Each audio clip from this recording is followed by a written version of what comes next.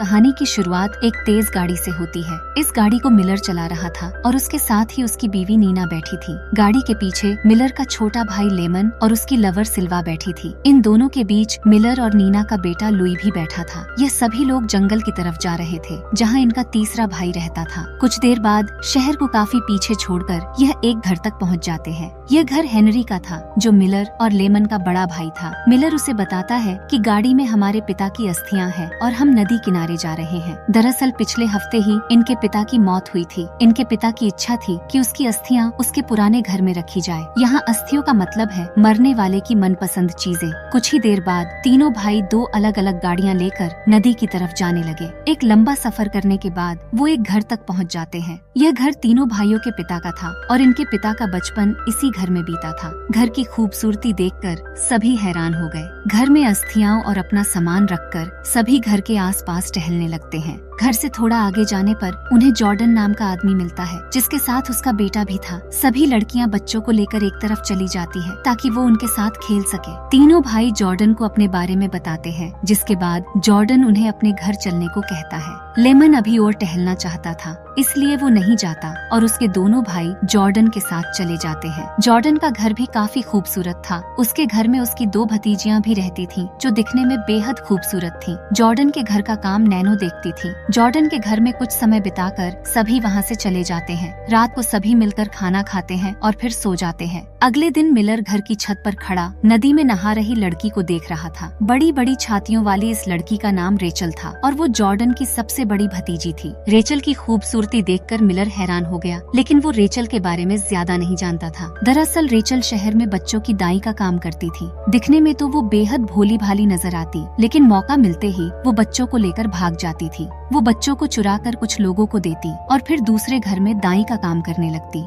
Rachel की खूबसूरती देखकर मिलर उसके पास आ गया। रेचल की गुफा में भी आग लगी हुई थी, जिसके बाद दोनों एक खाली स्टोर में जाकर शुरू हो जाते हैं। गर्मी निकालने के बाद मिलर उससे पूछता है कि तुम जंगल में कब से रह रही हो। रेचल उसे बताती है कि मैं इसी जगह पली बड़ी हूँ और कभी कभी काम करने शहर चली जाती हूँ। उधर लुई भी घर से निकलकर अकेला ही टहलने लगा था, लेकिन जल्दी ही कोई उसे अगवा कर लेता है। थोड़ी ही देर बाद मिलर लुई को खोजने लगा, क्योंकि उसे लुई कहीं भी नजर नहीं आ रहा था। काफी खोजने के बाद भी जब उसे लुई नहीं मिलता, तो वो अपने दोनों भाइयों के साथ लुई को खोजने का फैसला करता है। नीना और सिल्वा सुबह ही जंगल में घूमने चली गई थी और मिलर उनके आने से पहले लुई को खोजना चाहता था। लुई को खोजते खोजते तीनों भाई एक पुरानी फैक्ट्री में पहुंच गए। यह फैक्ट्री कई सालों से बंद पड़ी थी। मिलर गलती से एक मशीन चला देता है और उसकी तेज आवाज सुनकर हेनरी ने अपने कानों पर हाथ रख लिए। हेनरी को तेज आवाजों से डर लगता था और इसी बीच उसे पास वाले टेबल के नीचे कुछ नजर आता है। मशीन बंद होने के बाद वो जल्दी जल्दी टेबल हटाता है। टेबल के नीचे एक गुप्त तहखाना था और हेनरी की नजर इसी पर पड़ी थी। अब सबसे पहले हेनरी तहखाने में जाता है। नीचे उसे दीवारों पर कुछ लिखा हुआ नजर आता है और वो उन्हें पढ़ने लगा। हेनरी के बाद लेमन भी नीचे आकर लुई को खोजने लगा। जल्दी ही इनके हाथ लुई की टोपी तो लग जाती है, लेकिन इन्हें लुई कहीं नहीं मिलता। पूरी फैक्ट्री को देखने के बाद तीनों भाई बाहर निकल आए, जिसके बाद वो पास वाले स्टोर में जाकर लुई को खोजने लगे। स्टोर में भी उन्हें लुई नहीं मिलता। अब तीनों भाई अलग अलग होकर लुई को खोजने का फैसला करते हैं। जल्दी ही मिलर को एक छोटा सा केबिन नजर आता है। वो जब केबिन के अंदर आता है तो उसे एक खाली फ्रेम नजर आता है। यह लुई का पसंदीदा फ्रेम था और इसमें पहले लुई की फोटो थी। फ्रेम लेकर मिलर जैसे ही बाहर आने लगा तो उसे अपने सामने स्टीव नाम का आदमी नजर आता है। वो स्टीव को अपनी बंदूक दिखाकर उससे लुई के बारे में पूछने लगा। स्टीव उसे बताता है कि मुझे लुई के बारे में कुछ नहीं पता। इसके बाद वो उसे बताता है कि कई साल पहले मेरा बेटा भी गायब हो गया था और वो मुझे आज तक नहीं मिला। अपनी बात खत्म कर स्टीव रोने लगा, जबकि मिलर आगे जाने का फैसला करता है। उधर हेनरी भी लुई को खोजते खोजते नदी के किनारे तक पहुंच गया। वैसे लुई को यहाँ के लोकल बंदों ने अगवा किया था और इस वक्त लुई उनके पास ही था। उन्हें पता चल गया था कि लुई का परिवार उसे खोज रहा है, जिसके बाद यह लोग उन्हें रोकने का फैसला करते हैं। दूसरी तरफ हेनरी अभी भी नदी के पास लुई को खोज रहा था और इसी बीच उसके पास दो पुलिस वाले आते हैं। वो हेनरी को बताते हैं कि हमें एक बच्चा मिला है। हेनरी उनसे पूछता है कि वो बच्चा कहाँ है। पुलिस वाले उसे बताने ही लगते हैं कि तभी एक लोकल लड़का पीछे से वार कर हेनरी को बेहोश कर देता है। उधर मिलर लुई को खोजते खोजते जॉर्डन के घर तक आ गया, लेकिन रेचल अपनी खास बंदूक से उसे भी बेहोश कर देती है।